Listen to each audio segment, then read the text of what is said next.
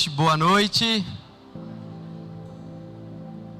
Queria convidar você a abrir a sua Bíblia lá em Marcos capítulo 7, versículo 1. Vamos dar continuidade ao nosso tema, a chegada. Quem aqui está acompanhando desde o início aí, levanta a mão. Muito bom, glória a Deus. É muito bom podermos aprender e ver a narrativa de Marcos acerca do Evangelho. Eu gosto muito de estudar os Evangelhos porque traz a nós a memória e refresca a nós as obras de Cristo por meio da obediência e submissão ao Pai, resultando a nós salvação e vida eterna. Ainda que Marcos ele é enxuto nas suas narrativas, ele mostra a nós o poder que há em Jesus. Jesus não é meramente um homem comum. Amém? Jesus não é somente um revolucionário. Jesus é o Filho de Deus encarnado que habitou no nosso meio. E habitando no nosso meio, veio a cumprir a vontade do Pai para que eu e você pudéssemos então voltar ao Pai. Isso é bom demais. É maravilhoso nós termos esse acesso à palavra de Deus, e não só acesso, mas também sermos alimentados para que possamos crer na obra de Jesus. Semana passada nós ouvimos sobre o poder de Jesus curando os enfermos. Ouvimos também sobre o fato de que Jesus, ainda como propósito final é salvar o homem do pecado, Ele ainda assim se importa com o todo que nós somos. Coisas que para nós por vezes são corriqueiras e passageiras, insignificantes, ainda assim Jesus demonstra uma preocupação e um cuidado em toda a área da nossa vida, mostrando que o que Ele veio realizar em nós não é somente nos libertar do pecado, mas dar a nós uma vida, e uma vida em abundância. E Jesus, sendo esse exemplo, revela a nós por meio do Evangelho de Marcos que era aquele que estava sendo perseguido. Jesus foi prometido pelo Pai, anunciado pelos profetas, que viria em certo tempo da história para que cumprisse então as profecias. E chegando nesse tempo, o qual ele estava ali sendo narrado pelo Evangelho de Marcos, ele não é aceito. Aqueles que deveriam abraçar a vinda do Messias, o prometido, aqueles que aguardavam, não o reconheceram. E não reconhecendo, passam também a perseguir. Isso é muito interessante porque esses homens receberam o privilégio de receber a lei de Deus, para então ensinar o povo a viver até a vinda do Messias. Mas por não compreenderem completamente aquilo que Deus estava trazendo a eles, aquilo que poderia salvar eles foi a pedra de tropeço. Aquilo que foi dado como um presente para o povo judeu, tornou-se a pedra que levou eles a pecarem. E eu digo isso porque o tema de hoje é sobre uma fé além da aparência. E é muito importante, diante desse tema, nós termos a clareza total do que é a fé cristã. Ainda que cremos, ainda que vivemos, experimentamos, poderemos, além de viver tudo isso, não estar vivendo completamente aquilo que de fato é a fé cristã. Convenhamos que existe hoje uma gama muito grande religiosa onde afirmam-se crer no cristianismo. Porém, se nós formos nos adentrar dentro dessas doutrinas e ensinamentos, percebemos, infelizmente, uma fé incompleta, perigosa por vezes, que traz ilusão de achar que meros cumprimentos de regras são meios pelo qual o homem pode ser salvo ou agradar a Deus.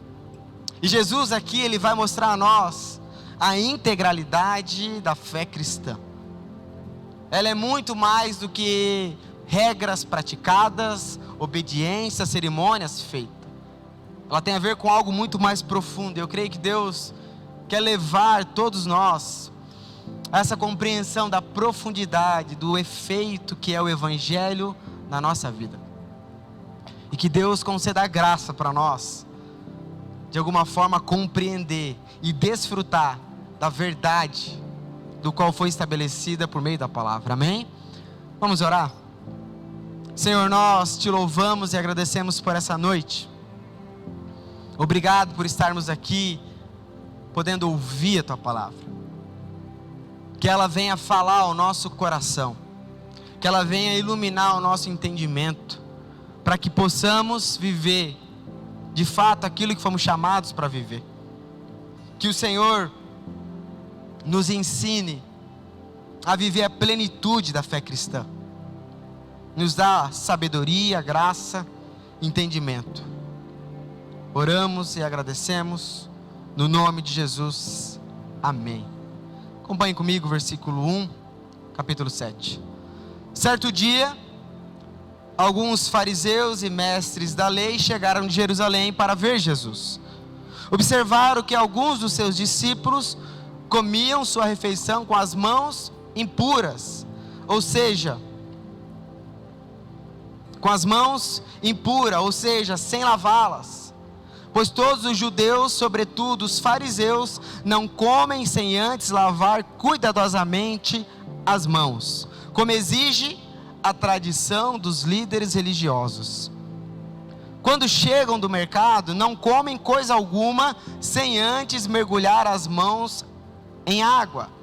Essa é apenas uma das muitas tradições às quais se apegam, como a lavagem de copos, jarras e panelas.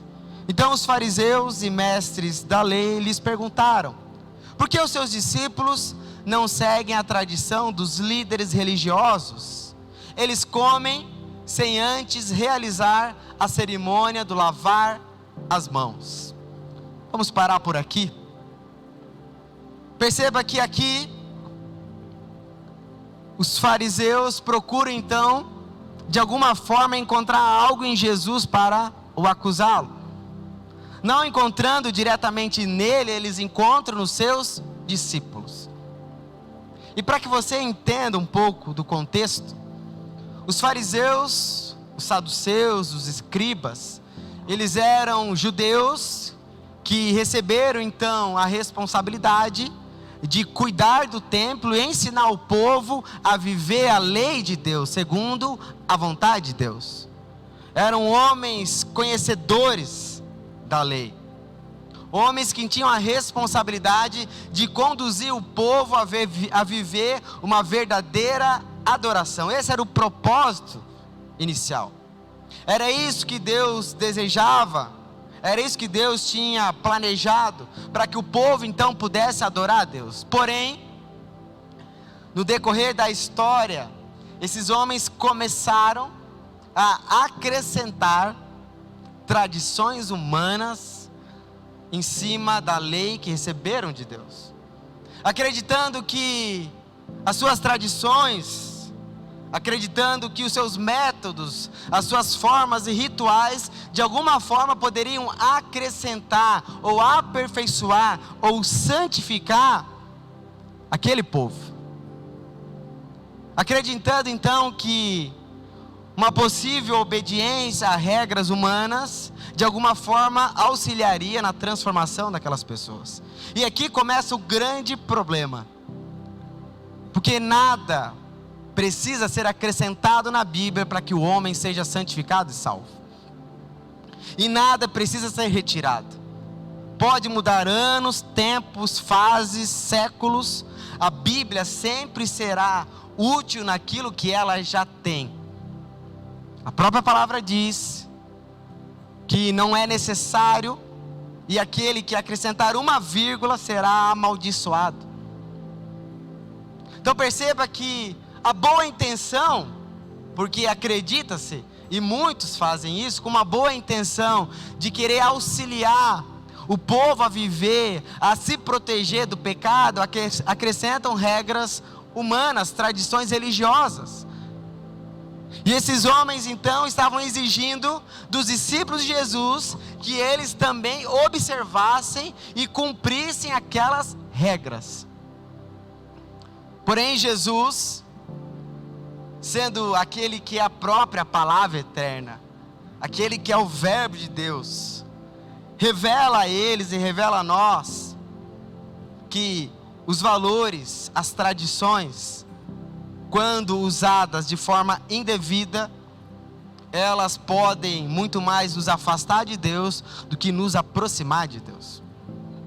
E é engraçado que esses homens, por seguirem essas regras detalhadas, acrescentadas, acreditavam então que eles eram superiores ao povo. Esses homens, se você já viu algum filme histórico, antigo, você percebe que eles usavam uma roupa diferente, para que de alguma forma o povo reconhecesse que eles eram separados, santos, estavam acima do povo. E ainda muito mais, além deles acrescentarem isso, geravam peso e condenação àqueles que não cumpriam, tornando então a fé, que naquele contexto era a fé judaica, ainda mais pesada e difícil de se viver. Porque de fato, nenhuma prática humana, nenhuma obediência a regras pode nos santificar e transformar. Porque tudo isso que nós desejamos com boa intenção, ela fere completamente a palavra de Deus. Porque a única lei verdadeira, o qual eu e você devemos nos submeter, é a palavra de Deus. Mas talvez a pergunta que vem ao seu coração é: então as tradições, pastor, não devem ser observadas e obedecidas? Sim, deve ser observada e obedecida desde que estejam debaixo de um princípio bíblico. Desde que o fundamento é a Bíblia como um guia para que aquilo seja feito. A igreja cristã, ela existe até hoje porque houve uma tradição que foi cumprida. A história da igreja é essa. O que nós fazemos como culto é tradição, porque a Bíblia não determina uma quantidade de horário, quantas canções, quantos dias, como deve ser feito o culto detalhadamente. Isso aí não existe. Se você for ler a Bíblia e querer estudar sobre o culto, não vai ter detalhes. Por exemplo, a palavra tem que ouvir sentada, o momento de oração é em pé, tem que cantar assim, o culto tem que ter tantos horários para ser um culto bíblico. Não tem. São tradições que servem e nos ajudam nesse auxílio. Porém, o que é interessante nesse questionamento desses homens, revela que aqueles homens que deveriam ser aqueles que ensinariam o povo da forma correta, estavam mais preocupados nas coisas exteriores do que nas coisas interiores. E esse é o grande problema que há no tempo no qual nós vivemos. Nós vivemos um tempo que avaliamos e valorizamos, julgamos as coisas pela aparência. Não é verdade? Nós vivemos um tempo onde a aparência, o exterior, por vezes é mais importante do que o interior. Julgamos, contratamos, conversamos, agimos por vezes de forma onde o exterior determina o valor. Por exemplo, uma rede social hoje é muito comum isso. Quanto mais seguidores eu tenho, mais valor eu tenho. Quanto mais dinheiro, aonde eu vivo, o lugar que eu frequento, faz eu então ser aceito pela sociedade. Olhamos por vezes realidades exteriores e acreditamos que aquela representação exterior é a verdade. Meu irmão, O exterior é importante? Sim, mas não é tudo. Eu não estou dizendo que não é importante ter um cuidado exterior nas coisas que nós fazemos e representamos, mas ela não é tudo. Ninguém no Instagram vai postar desastres da vida. Ninguém vai postar o armário vazio sem provisão. Ninguém vai postar que está com a conta atrasada. Ninguém vai postar uma foto que ficou toda torta, ruim. Normalmente acontece. Eu sou esses que nem edita, né? Mas normalmente o que nós fazemos? Melhor ângulo, posição, o melhor filtro. Cara, você olha o lugar e fala, meu Deus. E aí depois que você vai ver o cenário real, fala, nossa, impossível que foi feito aqui. Fotografia assim, você já foi tirar foto?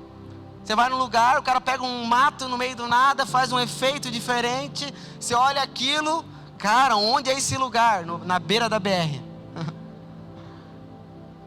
Porque é fácil exteriormente nós aparentarmos algo. Porém, a fé cristã não se limita ao exterior.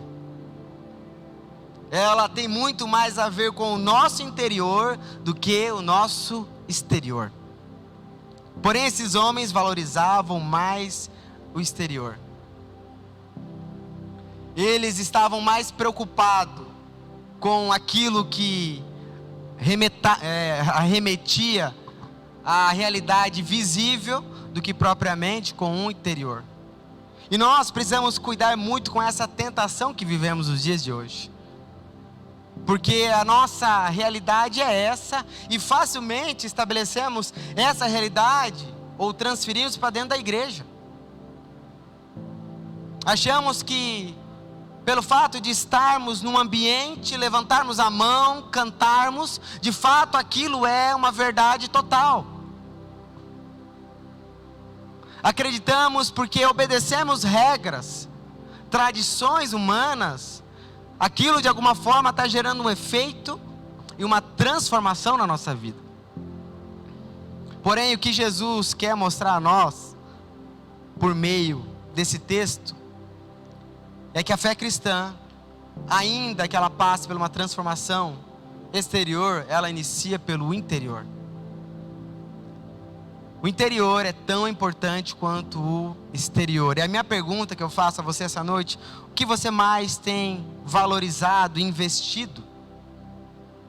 O que mais você se preocupa com o seu exterior ou com o seu interior? Porque você pode, aparentemente, estar vivendo exteriormente uma vida linda, maravilhosa. Stores, saindo, passeando, curtindo, postando textos lindos e maravilhosos. Mas, não digo para provar para os outros, mas para você, você está vivendo aquilo de fato? É a verdade do seu coração? Porque o desejo de Deus a nós é que vivamos uma fé integral, completa. E ele então, diante desse questionamento dos homens, por que eles não estão obedecendo, por que eles não estão vivendo segundo as minhas tradições, nós estabelecemos isso. Jesus responde dessa maneira: hipócritas, Isaías tinha razão quando profetizou a seu respeito, pois escreveu: este povo me honra com os lábios, mas o coração está longe de mim. Repita comigo: esse povo me honra com os lábios, mas o seu coração está longe de mim. Sua adoração é uma farsa, pois ensinam doutrinas humanas como se fossem mandamentos de Deus. Vocês desprezam a lei de Deus e a substituem por sua própria tradição. Disse ainda: vocês se esquivam com a habilidade da lei de Deus para se apegar à sua própria tradição. Por exemplo, Moisés deu esta lei: honre seu pai e sua mãe. Quem insultar o seu pai e sua mãe será executado. Vocês, porém, ensinam que alguém pode dizer a seus pais: não posso ajudá-los. Jurei entregar como oferta a Deus aquilo que eu teria dado a vocês. Com isso, desobrigam as pessoas de cuidarem dos pais, anulando a palavra de Deus, a fim de transmitir a sua própria tradição. Esse é apenas um exemplo entre muitos. Então olha que interessante, esses homens falavam, viviam, andavam como crente, vestiam-se como crente, falavam como crente, pregavam, cantavam como crente, mas o coração deles estava longe. E a Bíblia diz que a adoração deles é uma farsa. A verdadeira adoração, ela se inicia pelo nosso coração. Facilmente eu posso, por exemplo, como pastor, pregar todas as semanas a palavra de Deus e não haver efeito algum na minha vida e só na vida de vocês, se aquilo não é uma verdade no meu interior. E posso falar para você que isso é muito fácil, e várias vezes eu já vivi isso, porque facilmente a gente torna comum algumas coisas. E a minha oração não é que isso se torne comum na minha vida. Eu falo, Deus, que aquilo que eu pregue, fale, seja uma verdade fervorosa, genuína e pura no meu coração. Porque facilmente nós podemos aqui, por exemplo, levantar as mãos, cantar que tudo que nós temos pertence a Ele, a nossa vida é dele. Mas a pergunta que eu faço, é essa a verdade? Porque se você canta que tudo é dele, você pertence a ele, tudo de fato precisa acontecer assim, senão é uma adoração falsa. Porque você está falando coisas, mas o seu coração não está vivendo essa realidade. E aí entra a questão, então o que eu faço, pastor? Não canto? Não é verdade?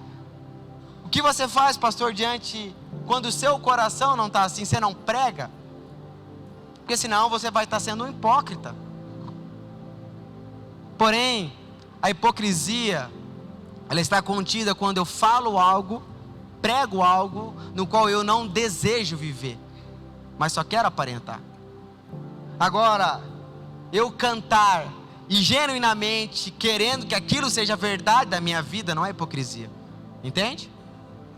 Porque vocês acham que tudo que nós pregamos, tudo que qualquer pregador prega, vive 100%. Você acredita nisso? Não existe isso. Mas é necessário que haja uma intenção genuína e pura de querer viver aquilo. Porque há momentos que nós não vamos querer cantar, fazer algo, não é verdade? E o que nós iremos fazer, deixar de fazer? Há momentos que sim, mas a grande maioria das vezes precisamos orar, falar, Deus, que eu viva isso que eu estou cantando, que seja real aquilo que eu tenho vivido e experimentado. E esses homens foram chamados de hipócritas porque eles queriam desempenhar um papel de outra pessoa, fingir ter uma vida que eles não tinham. E a igreja, infelizmente, por vezes é ambiente fértil para isso. Pessoas, por exemplo, afirmam, por vezes, estar bem. Está tudo bom, mas na verdade a vida está um caos. Mas, publicamente, estão aqui querendo mostrar uma realidade no qual não é real. Isso é hipocrisia. Por vezes, achando que estar servindo, cumprindo uma escala ministerial, está levando ela então a estar vivendo uma fé completa. É um equívoco, porque aquilo que você faz precisa vir acompanhado do seu coração. Meus irmãos, qualquer um estudando, aprendendo a interpretar um texto, entendendo o contexto, pode vir aqui pregar mesmo não crendo, ensinar, levar vocês ao entendimento e ir embora. Então não é porque ele está envolvido com algo religioso que significa que de fato ele está vivendo a fé cristã. A verdadeira espiritualidade nasce de dentro para fora e não de obediência de regras. Por exemplo, Eu lembro que quando católico, antes de me converter, eu acreditava completamente que eu era cristão, que eu cria, que eu era piedoso, e julgava muitos, porque pelo fato de eu estar domingo na missa. A minha casa funcionava assim: você pode sair, pode curtir, mas domingo você tem que estar na missa, de manhã. E eu lembro que estar ali me trazia o entendimento de que, legal, tô bem. Eu vou, mas meu irmão, eu vou para a igreja. E você? Quantos de nós éramos assim, achávamos que viviam a fé, que críamos no Senhor, que era verdadeiro, mas na verdade eram grandes religiosos, vivendo de aparência, porque o interior não era transformado, não era santificado. Eu lembro da primeira vez que eu entrei na Onda, e era um espaço escuro, um pouco maior que esse, sem cadeira, e eu vindo de um contexto católico. Para mim, padre era santo, perfeito, não havia pecado. E aí chego naquele ambiente, a galera andando de skate dentro da igreja. Falei, já fiquei indignado, né? Falei, isso não é igreja nunca. Claro que isso era 10, 11 anos atrás. Hoje ninguém anda de skate aqui, tá? Fica tranquilo. Mas não tem problema também andar. E aí, logo teve um louvor, galera pulando, fritando. Eu falei, loucura. Católico, meu irmão, não tem ninguém que nem toca violão normalmente na igreja católica. É uma senhorinha cantando lá e todo mundo junto a capela. E de repente chega um cara todo largado, calça larga, camisa larga, boné, um cabelo partido no meio, 2 alargador, todo tatuado, e começa a pregar. Pastor Lipão na época, magro. Eu olho para o pastor Lipão hoje e falo, meu Deus, nós era doido seguir ele, só por causa de Cristo. Magro, careca, né? Depois ele foi melhorando. E quando eu olhei aquilo, na hora eu levantei e saí, fui embora. Falei, para que eu vou ouvir um cara desse. Por quê? Porque a minha compreensão, ela nasceu por meio da aparência. Eu acreditava que santidade e espiritualidade se manifestava pela aparência. Não é verdade? Por exemplo, se você está andando na rua, normalmente a mulher passa por isso. Eu entendo que existe um meio de segurança também, mas na tua calçada está vendo um cara largado, andando todo malaco, desse jeito, boné para trás, fumando um cigarro. O que normalmente você faz como mulher? Atravessa a rua, não é verdade? Por segurança, entendo, mas é um pré-julgamento já. E se você está andando na mesma calçada e vem um homem de gravata, terno, uma pastinha, o que você faz? Oi, bom dia, tudo bem? Por quê? Porque nós, por vezes, somos conduzidos a olhar a aparência. E esse é o grande perigo, porque às vezes construímos até uma vida cristã de aparência. Falamos crentesco, cantamos músicas evangélicas, né? Andamos com roupas evangélicas, compramos naquela loja, né? Servas do Senhor. Meu irmão, tudo isso, ainda que é bom, né? Não vai tornar você mais santo ou mais santa. Porque nada, presta atenção, nada do que nós fazemos humanamente pode gerar santificação, purificação em nós. Pastor, toda oração minha é feita de joelho, porque entendi que de joelho Deus vê o meu quebrantamento. É uma tradição. E aí? Altera alguma coisa orar de joelho ou em pé? Você pode orar de joelho deitado. Se o seu coração não acompanha a verdade, a crença naquilo que você está orando, de nada adianta. Achar que ser membro de uma igreja, muitos pensam, não, agora eu tenho a aliança da membresia da Onda Dura. Fiz o familiarizando, terminei agora, pastor assinou. Tem um quadro lá em casa. Meu irmão, isso não vai te fazer nem mais espiritual, nem menos espiritual. Isso não tem poder. Não, mas agora eu sirvo no louvor. Glórias. Cheio. Agora eu oro em línguas. Facilmente você pode ser um bom músico, ser um bom profissional, cantar bem, desempenhar bem o teu instrumento, ser ótimo, total, e não adorar a Deus. Porque não tem a ver com o que você faz somente, tem a ver com o seu coração. Estão percebendo? Então não devemos cumprir, fazer, obedecer tradições? Sim, mas precisam ser acompanhadas com o nosso coração, e desde que estão debaixo da palavra de Deus. Ela é o nosso norte. Houve situações aqui de pessoas se transferindo para nós e chegando: pastor, eu amei esse lugar, eu quero viver aqui, mas o meu pastor disse que se eu fosse sair da igreja, eu seria amaldiçoada. E infelizmente eu não vou poder vir para cá. Meu irmão, aonde a Bíblia diz que um pastor tem autoridade para abençoar ou amaldiçoar alguém?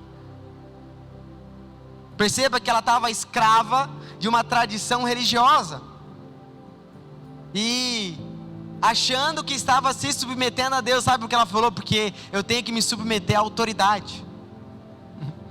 Falei: autoridade de Satanás. Irmã, o único pastor que é dono da sua vida é Jesus. Homem algum tem domínio e autoridade sobre você. Só Ele é o pastor verdadeiro, Ele é o dono da nossa alma. Mas a crença de que estava sendo submissa. E por isso é importante eu e você conhecermos claramente a palavra de Deus, para que não sejamos conduzidos e guiados por tradições humanas. Aonde, por exemplo, teve uma situação no qual eu convidei um amigo meu a participar de um culto conosco, um tempo atrás, em outra cidade, e ele falou que não poderia naquela semana porque era culto de ceia, e não pode faltar no culto de ceia. Você já viu isso em algum lugar? Meu Deus, meu irmão, aonde está isso na Bíblia? Não, porque é ceia do Senhor, e eu tenho que estar com a minha igreja, ter comunhão. Nós não somos irmãos? Então perceba, e acreditando puramente e falando orgulhosamente que estava se submetendo, mas na verdade é tradição humana. Então precisamos ter esse cuidado para que não sejamos enganados. Não podemos permitir que ensinamentos humanos sejam mais importantes que a lei de Deus. Também não podemos achar que Deus se agrada somente por aquilo que realizamos exteriormente. Sabe, a igreja, ela nos leva a ter uma prática constante ritual, semana a semana, não é verdade? Toda semana. Porém, tudo isso em nenhum momento pode trazer a nós o entendimento de que vai gerar então um agradar e uma adoração a Deus. Sabe por quê? Salmo 51 diz que Deus não deseja sacrifícios, do contrário, eu os ofereceria. Davi fala. Também não queres holocaustos. Perceba que o que Davi está falando a nós, que não é sacrifício que agrada a Deus. Você pode ser o primeiro a chegar na igreja, o último a sair. Você pode ser aquele que mais serve, aquele mais diligente, responsável, cumpre o script todo da liturgia, do seu grupo pequeno, da igreja, do discipulado. Pode fazer tudo. E ainda assim, isso não estar agradando a Deus. Porque não é essas coisas que agradam a Deus. Não é a tua mão de obra. Eu já ouvi pessoas, quando pecam, falham, por exemplo, em alguma área da vida, fazem então um compromisso: não, agora eu vou começar a servir mais, para compensar, como se tipo assim, agora servindo, Deus vai se agradar, agora eu vou fazer alguma coisa. Ou alguns, não, eu vou dar uma oferta generosa, para que Deus veja, né, o meu sacrifício. Meu irmão, o que agrada a Deus sabe o que é? Olha o que o texto diz: um espírito quebrantado que agrada a Deus. Não rejeitarás um coração humilde e arrependido. É isso que Deus quer de nós. Deus quer o seu coração. Deus quer que você faça as coisas provenientes de um coração transformado e santificado. Aquilo que é expressado exteriormente deve nascer do nosso interior. Porque o problema não está nas coisas exteriores, mas no nosso interior. Então você pode levantar a mão, pode jogar o teu computador fora, pode mudar várias coisas querendo de alguma forma transformar a vida, e tem coisas que é bom, necessário, jogue fora, não o computador, né? Dê para a igreja, dê para nós, né? Doe para o teu irmão, não joga fora. Tem gente que fez isso, jogou fora. Não jogue fora, dê para outra pessoa, achando que fazendo isso então agora estaria purificada e santificada. Legal, vai ser bom, vai te impedir talvez de acessar coisas que você não queria, mas não vai purificar você. Não tem poder para isso. Nossa adoração precisa ser completa, e ela começa pelo interior. E olha o que Jesus faz: ele chama a multidão para perto e diz: ouçam todos vocês, procurem entender, não é o que entra no corpo que os contamina. Vocês se contaminam com o que sai do seu coração. Quem tem ouvidos para ouvir, ouça com atenção. Então Jesus entrou numa casa para se afastar da multidão, e seus discípulos lhe perguntaram o que ele queria dizer com a parábola que havia acabado de contar. Vocês também ainda não entendem? Perguntou. Não percebe que a comida que entra no corpo não pode contaminá-los? O alimento não vai para o coração, mas apenas para o estômago. E vai... Peraí, eu me troquei aqui. O alimento não vai para o coração, mas apenas passa pelo estômago e vai para o esgoto. Ao dizer isso, Deus declarou todo tipo de comida aceitável. Então, meu irmão, o problema não está na tua televisão. O problema não está no videogame. O problema não está no time de futebol. O problema está no interior. Não é as coisas exteriores que nos purificam. Eu lembro que nós, quando estávamos implantando a igreja em outra cidade, não tínhamos um espaço. E não tendo esse espaço, procuramos lugares para de alguma forma então realizar o culto.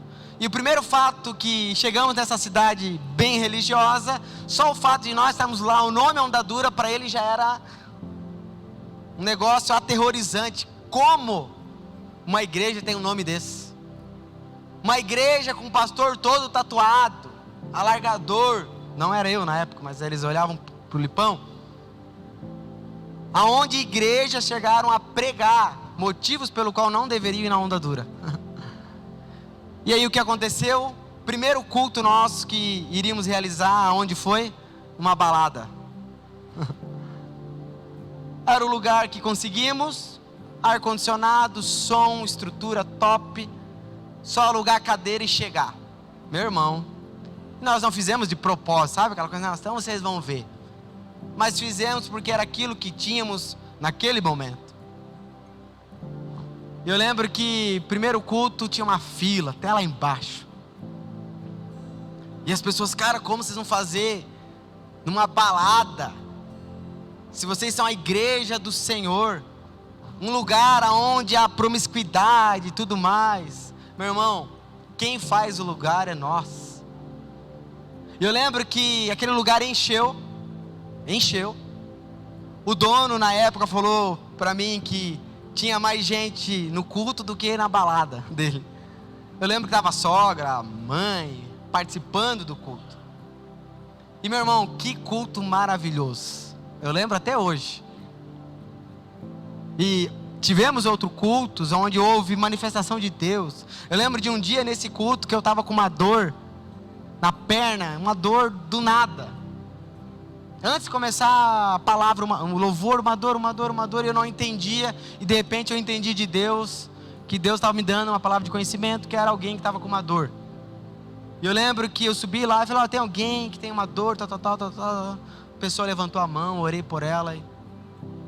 Num ambiente onde era impuro, Deus estava realizando. Então o que eu quero falar para vocês é que não é as coisas exteriores que mudam o nosso interior. Ainda que é óbvio que precisamos ter cuidado. Amém? Não vai começar a ir para a balada agora, né? Não, o pastor estava lá na balada curar, vai que eu, né? Pode sentir dor de tanto dançar, né? Cãibra aqui, né? Mas entendendo que a real espiritualidade não está nas coisas que vemos somente, mas naquilo que é interior. E sabe qual é a loucura de tudo isso? Quando eu penso nisso, é que aí você vê a narrativa do evangelho acontecendo. Porque se o problema é interior, a pergunta é como mudar? Como humanamente, o que regra, que obediência, que ação humana eu vou fazer para alterar um problema no meu interior? Não tem. Não tem nada que você humanamente possa fazer para purificar e santificar você. Nenhuma obediência, nenhuma regra, nenhuma tradição, nenhum ritual, nada na criação criada por Deus pode de alguma forma santificar você. E aí entra o evangelho, mostrando o quê? A nossa miserabilidade. Mostrando que, meu irmão, nós jamais conseguiríamos agradar a Deus pelos nossos esforços.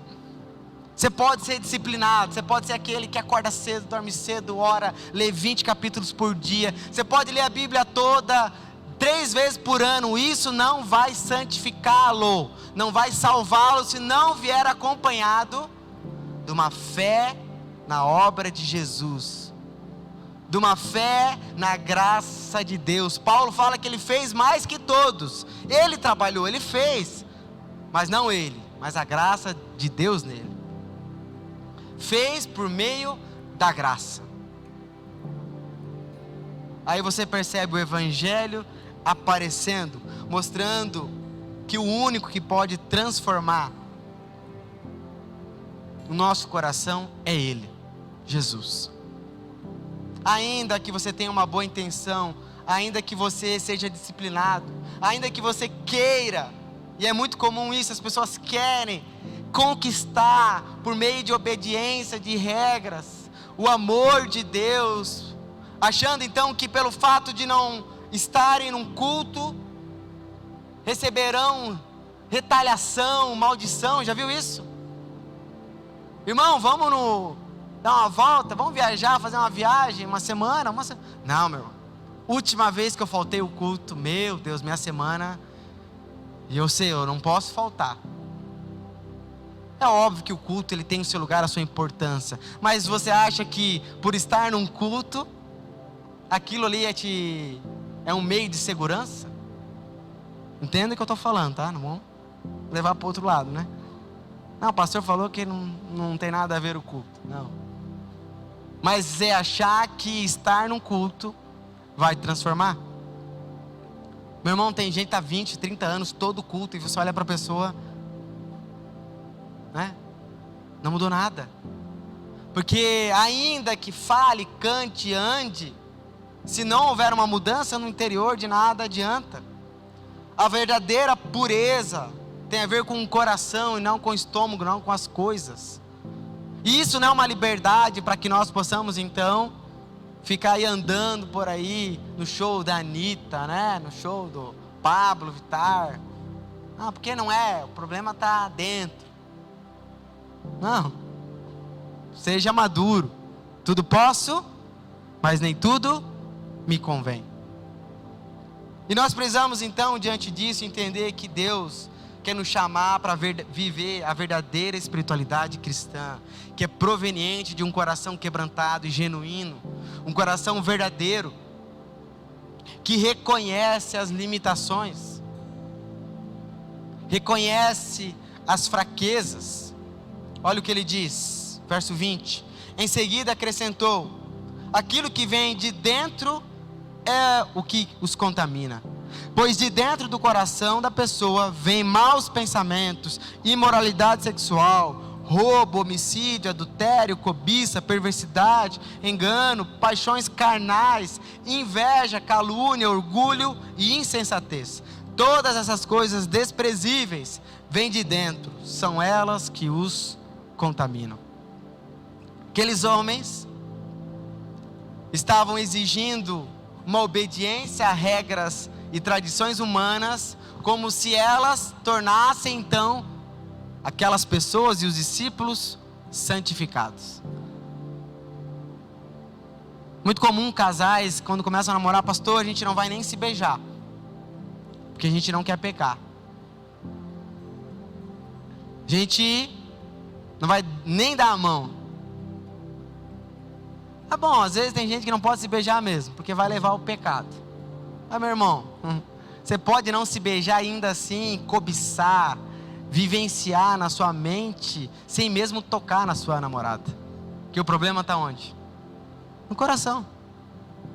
Você pode não ter uma relação sexual, mas num beijo, mentalmente você desejar e cobiçar ela por meio de desejos sexuais.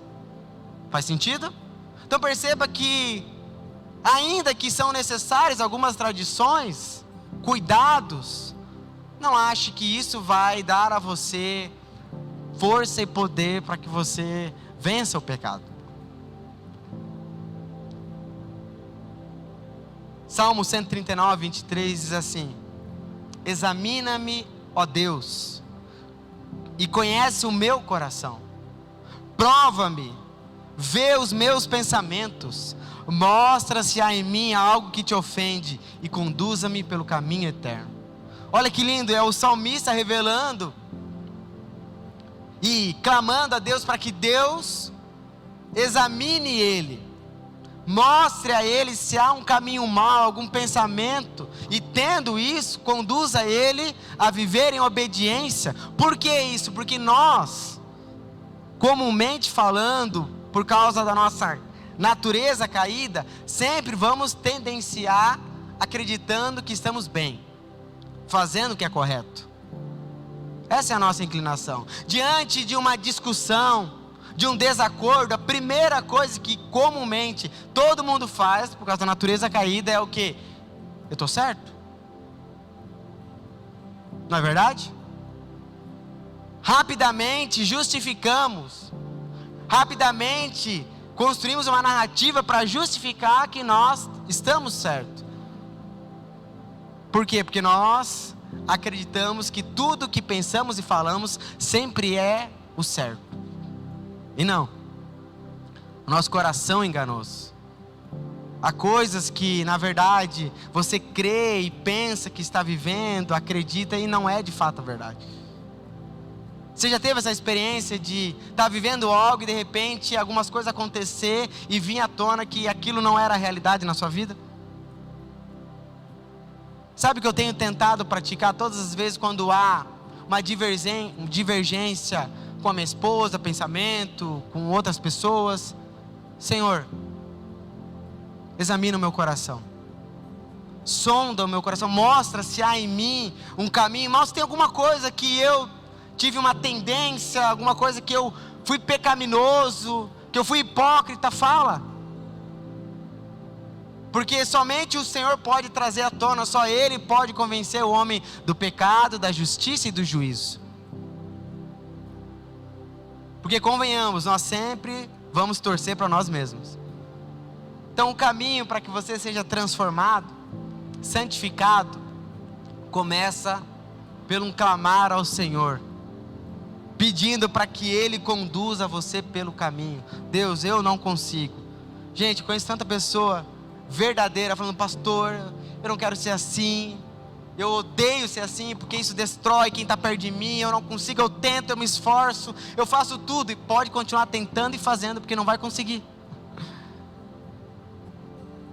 Se não vier acompanhado de uma dependência do Senhor, meu irmão, Por exemplo, eu olho para as minhas responsabilidades. Primeiro, familiar, compromisso que eu tenho, responsabilidade com a minha casa, meus filhos, responsabilidade com a igreja local que eu tenho, responsabilidade com as igrejas regionais que eu cuido. Eu falo, meu Deus, se eu botar isso na ponta do lápis, querer falar assim, vamos lá, eu vou me organizar, fazer tudo, colocar no papel para que eu possa fazer acontecer. Meu irmão, abandona, esquece.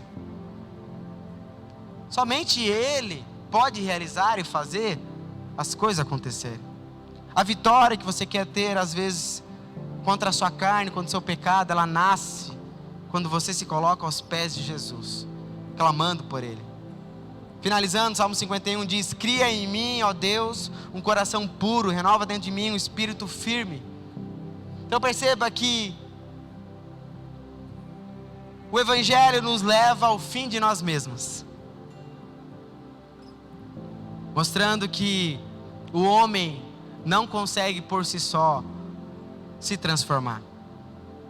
Pode fazer, pode ler, pode orar, pode fazer terço, pode fazer campanha. Se isso não vier acompanhado de fé na graça e no favor de Deus, você não consegue. Porque tudo acontece por Ele e por meio dEle. Porque se você foi aquele que realizou e mudou isso, a glória é de quem? Sua, né? Porque você fez. Você tem o direito de falar, não, eu estou aqui porque eu fiz, eu obedeci, eu cumpri. Então, não tem glória a Deus. E nós somos chamados em tudo render glória a Ele. Façam tudo para a glória de Deus. E o que eu quero convidar a todos nós a sermos completamente dependentes do favor de Deus, para vivermos uma integralidade cristã. Meu irmão, é muito bom nós estarmos no culto, é muito bom você servir, é muito bom você participar do teu GP, discipulado, mas isso não é suficiente para transformar o teu coração, se não vier acompanhado de um coração quebrantado e contrito. Sabe, desconstrua tradições por vezes pessoais. Não, mas é o meu jeito, é a minha forma. Você tem todo o direito de fazer o seu jeito, a sua forma, mas cuide, porque por vezes você está colocando o seu jeito, a sua forma, usando para justificar uma desobediência a Deus.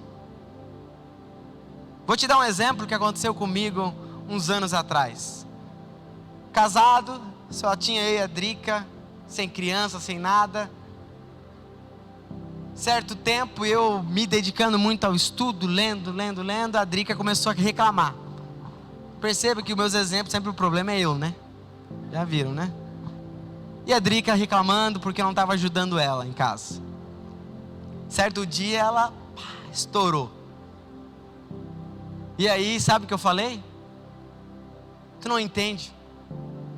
Eu estou estudando, lendo a palavra, buscando a Deus, porque eu vou pregar, eu vou fazer as coisas de Deus, e você está aí braba comigo, e brigamos, e tudo bem. Certo dia, poucos dias depois eu li essa passagem. O que Jesus questionou desses homens? Vocês desobedecem os seus pais, distorcendo a lei de Deus, e era o que eu estava fazendo. Falando que eu não estava cumprindo o meu papel em casa, porque eu estava cuidando das coisas de Deus. E esse é o grande perigo, de nós usarmos desculpas para favorecer aquilo que é bom para nós. E Deus falou claramente: ei, se você quer cuidar das minhas coisas, cuide primeiro da sua casa. Aí talvez fique a perguntar, então, eu não devo fazer as coisas de Deus, pastor? Sim, mas também faça as coisas da sua casa. Não negligencie uma em detrimento de outra. Entende? Eu não vou lavar a louça porque, eu tenho compromisso da igreja. Por exemplo, hoje eu estava tarde em casa, a louça, né? De boa lá, e a louça lá em casa é minha. Infelizmente. E a minha esposa leva a sério, quando é minha, ela leva a sério isso. Eu ia sair de casa, ela ficou em casa, ela veio no culto da manhã com as crianças. E ela estaria livre para lavar a louça, e ela faz isso. Porém, eu sabia que eu ia pregar hoje, né?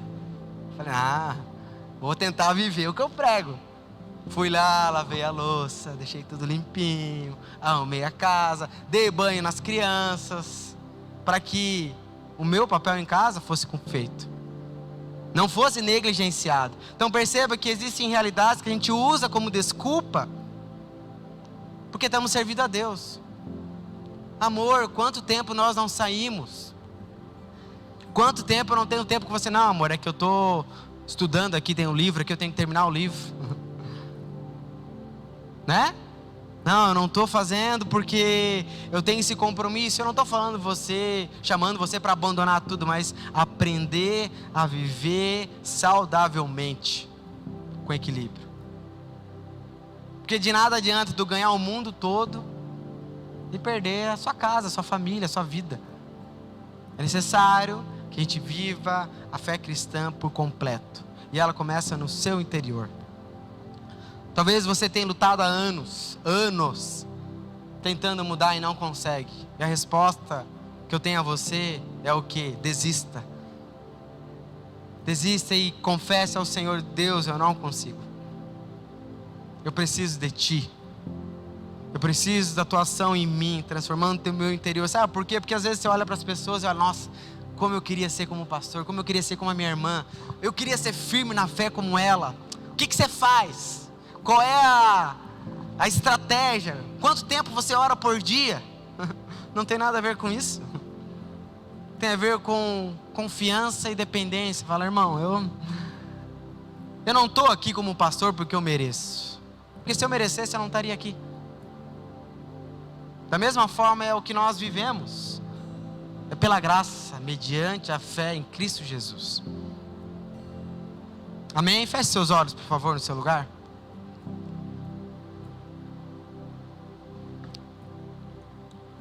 Se você hoje,